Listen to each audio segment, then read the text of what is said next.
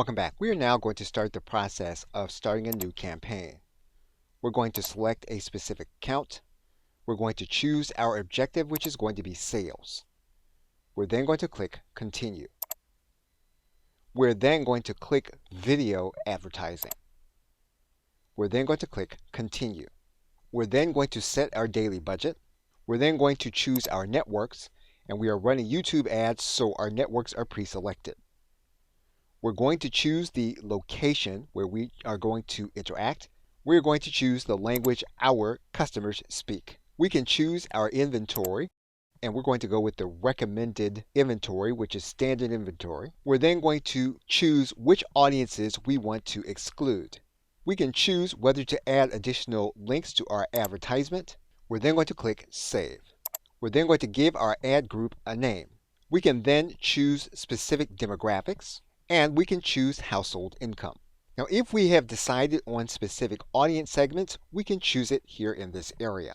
And it's here where we can determine if people have specific interests or purchase intentions.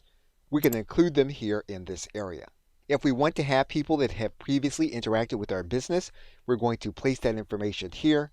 And it's here where we're going to choose our in-market segments based on the research that we did with our Audience Finder tool. Now it's here where we can choose a video, or we can create a video in a few steps. And we're going to walk back through this process here in this area, and we're going to stop the video here and create a video. Okay, so with that, thanks, and I will see you in the next video. Welcome back. We're going to open this link in a new tab. We are then going to select a specific template. We're then going to click Use Template. We're going to give our video a name. We're going to choose specific brand colors. We are now going to upload a logo, and we're going to click Upload. We're going to choose the files to upload. And we are going to enter the rest of our images here in this area. We will then enter the text for our video ad. We're then going to choose our font and our music. We are then going to create our video. And our video is now being created. Once our video is created, we can then upload it to our storage channel. And our video is being uploaded to our storage channel. We now have the URL for our video. What we now want to do is we want to go to our asset library, and we want to create the voiceover. We're going to click Create. We're going to check Video, and we're going to click Add Voiceover. We are going to grab the video that we just created. We place our cursor in here. We'll grab the video. We'll then click Enhance Video. What we're now going to do is we're going to add in our video message. We're going to select a specific voice, and we can now test our video voiceover. We can now create our video, and our video is now being generated. And we now have our video ad.